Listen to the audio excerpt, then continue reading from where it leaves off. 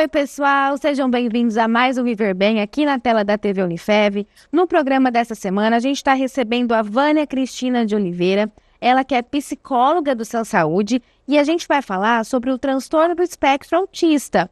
A gente está no mês que é de informações, de colocar esse tema à luz, né? Sim. Vânia, bem-vinda, obrigada pela sua presença aqui no Viver Bem. Imagina, eu que agradeço, eu sou psicóloga hospitalar e também psicóloga clínica. E na clínica eu atuo especificamente com crianças que já têm esse diagnóstico do autismo. Conta pra gente, então, o que é o transtorno? As crianças nascem, ninguém se torna autista. Durante a formação, teve ali algumas dificuldades na formação neurológica e essas crianças, então, que a gente pode chamar de crianças atípicas, né? Certo. Então, tem esse transtorno do desenvolvimento neurológico. Aí você me pergunta das características, elas vão aparecer desde os primeiros meses. Só que algumas vão se tornando mais notáveis com 2 anos, quando a gente vê um atraso na fala, quando a gente vê dificuldade de socialização. Porque o que ampara esse transtorno é comunicação e interação social. Então vão vir sintomas aqui. A criança tem um atraso na fala. Se você chama pelo nome, ela não responde, ela não te olha. E aí da interação social, é uma criança mais reclusa, ela tem dificuldade para fazer amizades. Começa essa fase de poder ir para a creche, por exemplo, e ela prefere ficar sozinha. Tem uma restrição ali de brinquedos, tem uma preferência por um brinquedo. Então são vários sintomas que vão surgindo desde os primeiros meses. Agora tem algo muito básico que as pessoas falam do autismo, que é a questão do contato visual. Então a mãe, desde o comecinho, pode observar, esse bebê tem um contato visual durante a amamentação? Porque como é desde o início, imagina que a gente pensa assim, surgiu lá a ponta do iceberg. Mas até surgir essa ponta, olha o tanto de características aqui que foram se acumulando de não ter tido um desenvolvimento adequado. E aí a gente vai percebendo no comportamento o resultado disso. Entendeu? Tá, dá para entender sim, ô Vânia. Então, a partir de qual idade já consegue fazer um diagnóstico? 1 ano e meio, 2, 3 anos. E como que é feito isso? Esse diagnóstico, o primeiro contato são os pais levarem para o pediatra, que é referência ali da família, é o primeiro médico, né, que tem esse contato, para ele avaliar como está o desenvolvimento, porque existe um padrão, né, em tal fase, a criança já fez tal coisa, tal movimento, por exemplo, então esse pediatra ele vai fazer essa avaliação, só que ele não faz sozinho. Ele encaminha para um neuropediatra, ele encaminha para um psicólogo na abordagem comportamental, neuropsicólogo vai fazer alguns testes. Então, é uma avaliação em conjunto com outros profissionais. É uma rede multidisciplinar, né? Isso mesmo. E aí, cada um observa um detalhe em específico. Isso, que é aquela especialidade do profissional ali. E até um detalhe, hoje muitas pessoas têm tido um diagnóstico tardio, né? Então eu não vou no pediatra, vai procurar um neurologista. Só que para uma pessoa já adulta receber um diagnóstico, ela tem que ter tido alguns sintomas lá na infância. Não surge do nada, como eu disse, nasce assim. Então, quais eram os sintomas que tinham na infância que a gente pode colocar aí, que se enquadra dentro desse espectro? E o que diferencia, por exemplo, uma criança tímida de uma criança que está dentro do espectro? A timidez, ela pode, talvez em alguns momentos, a criança ou até um adulto adquirir uma habilidade melhor nessa interação social. Talvez, por exemplo, eu estou aqui com você, estou tímida diante das câmeras, mas se eu fizer isso mais vezes, pode melhorar? Sim. Agora, uma criança que está dentro do espectro é muito mais difícil. Por mais que a gente treine o ganho de novas habilidades, esse ganho é bem mais complicado. E o autismo, Vânia, ele pode ser confundido com outros transtornos? Sim, porque diante dessa a dificuldade de interação social, a criança ela é mais reclusa. A gente pode pensar que é uma criança que é um pouco mais depressiva, pode até pensar em algo da personalidade dela, ou uma criança que é muito hiperativa. TDAH é a primeira coisa que a gente já liga. Ou ansiedade, Sim. porque no contato com outras pessoas tem esse momento de crise, de ansiedade, e aí a importância de fazer um diagnóstico que seja seguro, né? Um diagnóstico que não aconteça em uma consulta, por exemplo, mas em toda uma avaliação, com calma, com entrevista com os pais, para realmente diferenciar. E a gente já tem algum conhecimento sobre as causas do TEA?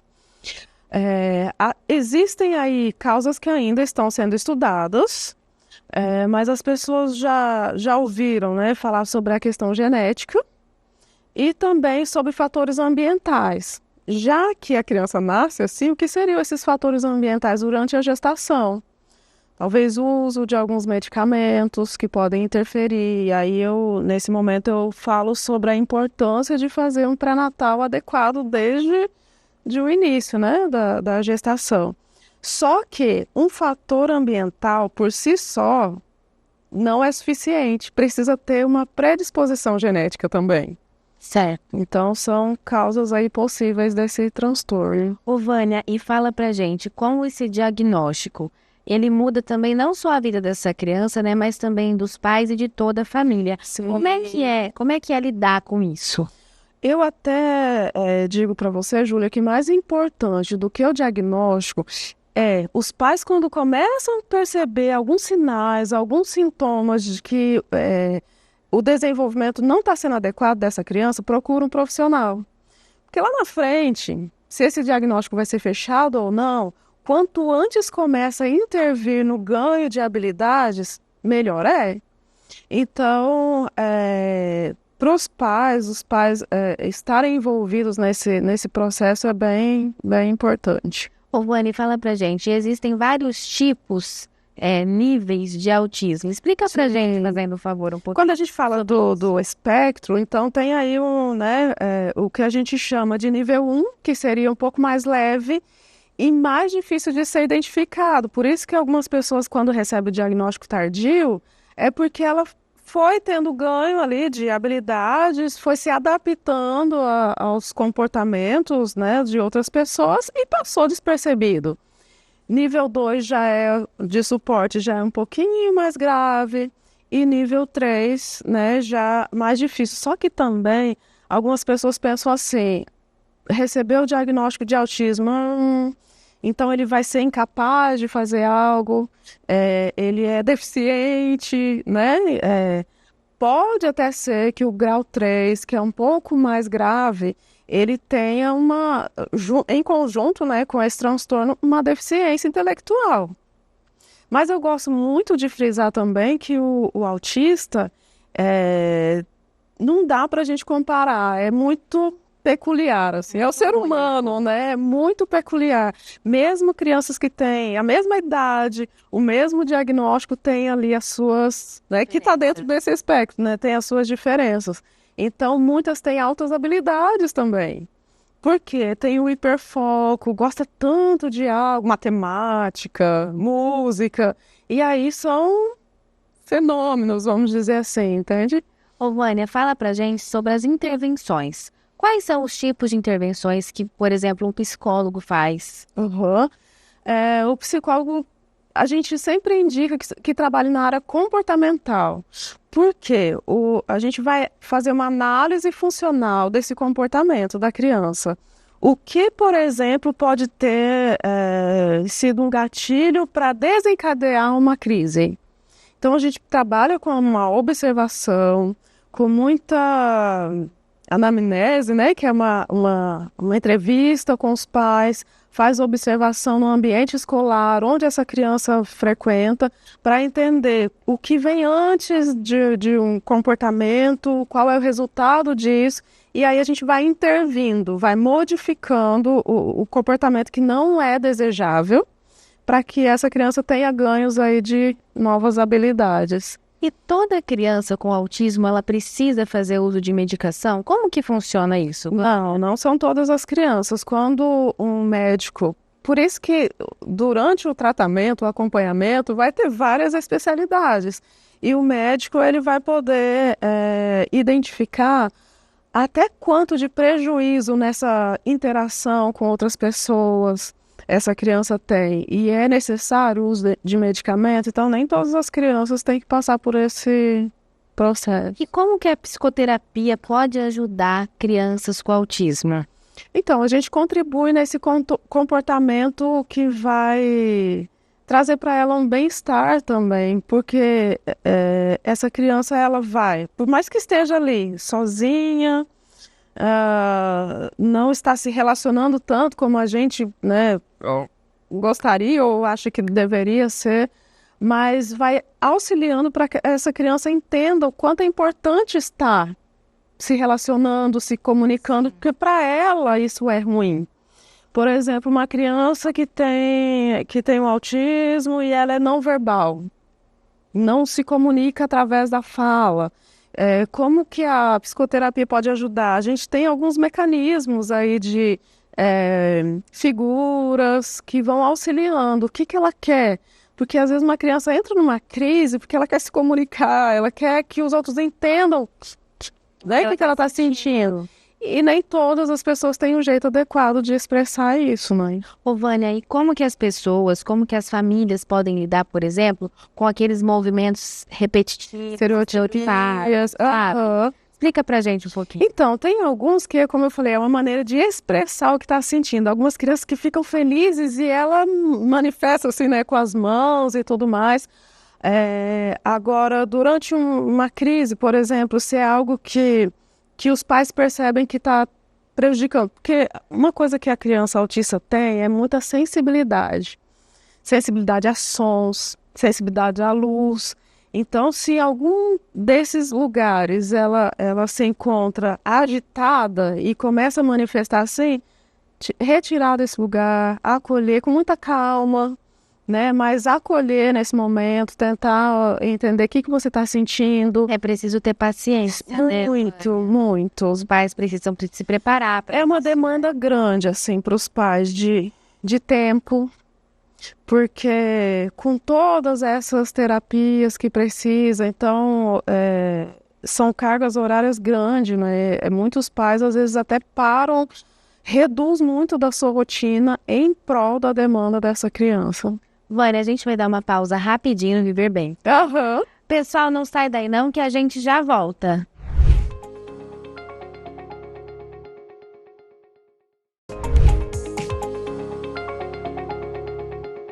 Estamos de volta com Viver Bem. No programa dessa semana, a gente está falando sobre o transtorno do espectro autista. A Vânia de Oliveira está aqui para tirar nossas dúvidas. Ela que é psicóloga do Sansaúde. Vânia, mais uma vez, obrigada pela sua participação aqui. Vamos continuar então aqui com o nosso bate-papo. Ô, Vânia, fala pra gente, qual que é a importância da rotina para as pessoas que estão dentro do espectro? Na verdade, a rotina, em geral, ela traz segurança. Então, para as crianças que estão no espectro, ela vai trazer uma previsibilidade. O que vai acontecer hoje? Então, desde a família, é importante estabelecer uma rotina. Por quê? O autista ele tem muita dificuldade com mudanças. Então, vou fazer uma coisa aqui, dali a pouco muda e não consegue lidar com isso, não consegue... E aí tem uma desregulação emocional, né? Então, a rotina ela é super importante por causa disso. E qual que é a importância, não só dos profissionais, mas também como a família, incentivar as habilidades sociais? Então, acho que eu comentei um pouco antes. Quando a gente percebe que tem prejuízos dessa falta de se relacionar, né, de estar em ambientes de socialização, é necessário que haja intervenção. Então, a família precisa ajudar para que essa criança seja um pouco mais sociável para o bem comum, né? E como que é feita essa inclusão nas escolas, Vânia? Explica um pouquinho pra gente. Olha, eu não sei exatamente como estão as escolas hoje, mas o que eu acho que deveria acontecer, em primeiro lugar, é a escola ser acolhedora, assim como em todos os outros ambientes, né? quando a gente entende o porquê daquele comportamento, você vai ter um olhar diferente, você vai ter um cuidado. Então, eu acredito que a escola hoje, o professor, por exemplo, ele não precisa ter uma especialização. Eu sou especializado nisso, porque são tantas áreas que se o professor tiver que se especializar, mas se ele pelo menos procurar se informar, conhecer o porquê desse...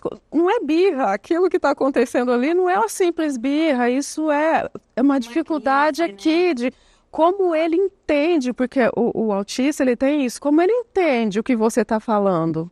Nem sempre a compreensão vai ser adequada, e não é porque ele não quer, Sim. entendeu? Então, professores, profissionais do ambiente educacional precisam ter esse conhecimento para saber como lidar com essa criança.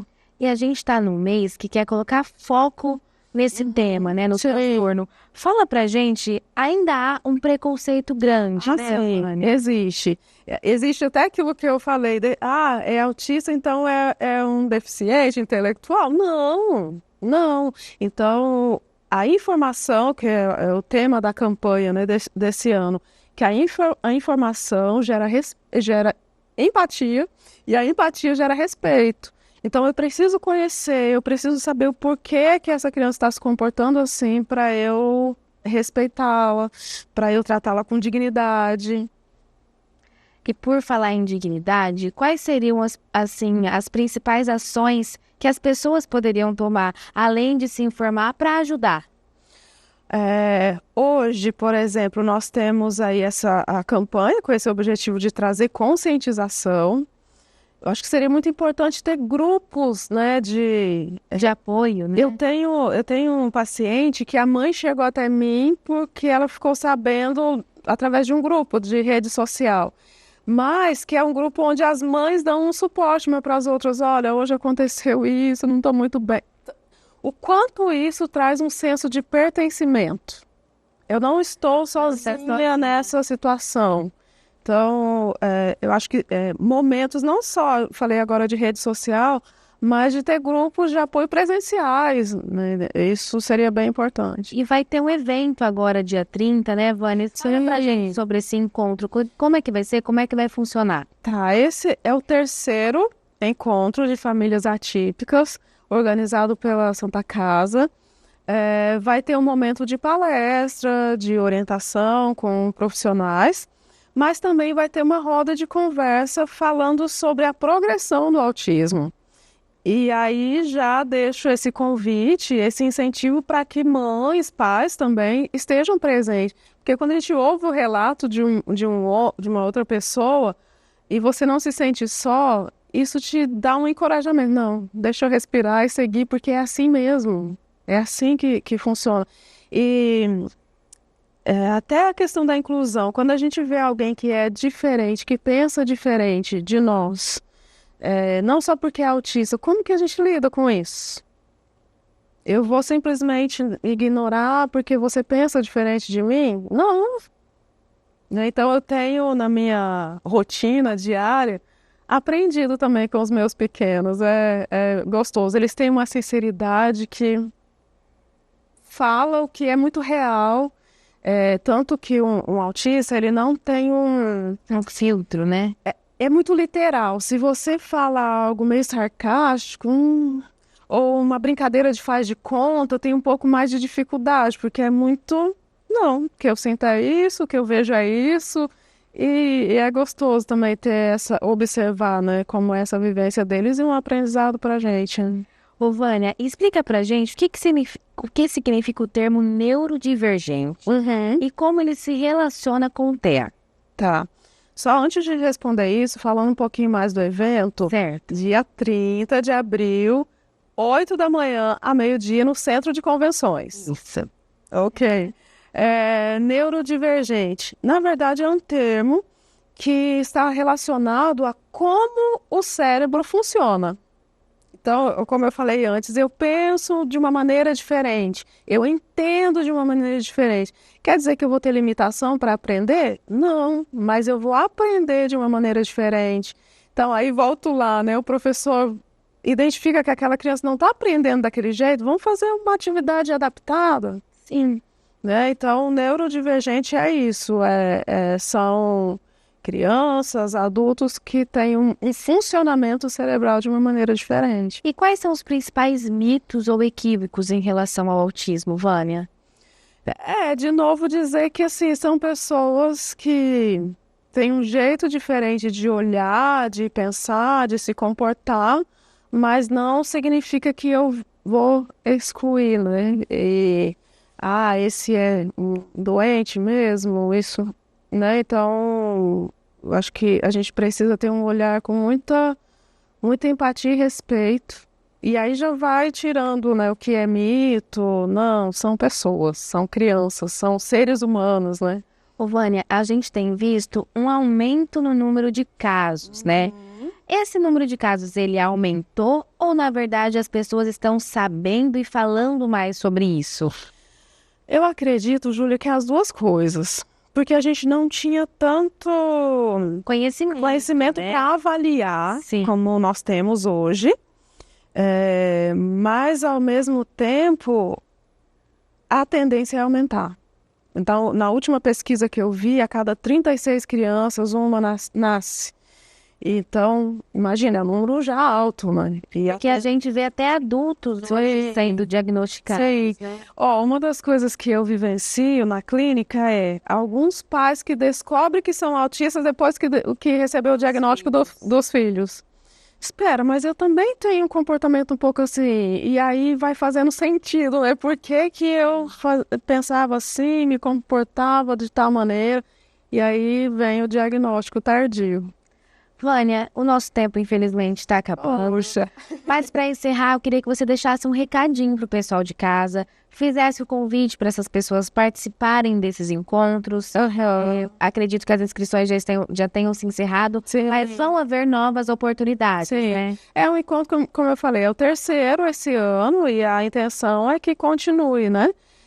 Como um incentivo para que exista também outros órgãos, outros lugares realizando esses momentos. O que eu gostaria de deixar seja acolhedor, ame quem está próximo de você, famílias, que os pais têm um sofrimento tão grande, é uma coisa muito boa que eu já ouvi de alguns pais. Eu pergunto, como você se sente sendo pai e mãe de uma criança autista? E aí uma mãe esses dias me disse, por que não comigo? Enquanto o outro, por que comigo? Então você vê sofrimentos que são reais. E a gente precisa estar perto, a gente precisa entender, porque estão entre nós. Assim como tem tantas diferenças, né? Então tem um olhar humano, um olhar acolhedor, um olhar de quem está perto, de respeito, como eu falei, de dignidade. Isso é fundamental. E que a vida fica muito mais leve quando a gente olha e compreende o ser humano assim, né? Vânia, muito obrigada mais uma vez. Eu que agradeço. Pessoal, o Viver Bem de hoje tá ficando por aqui, mas não fica triste não. Na semana que vem a gente tá de volta. Beijos e saúde!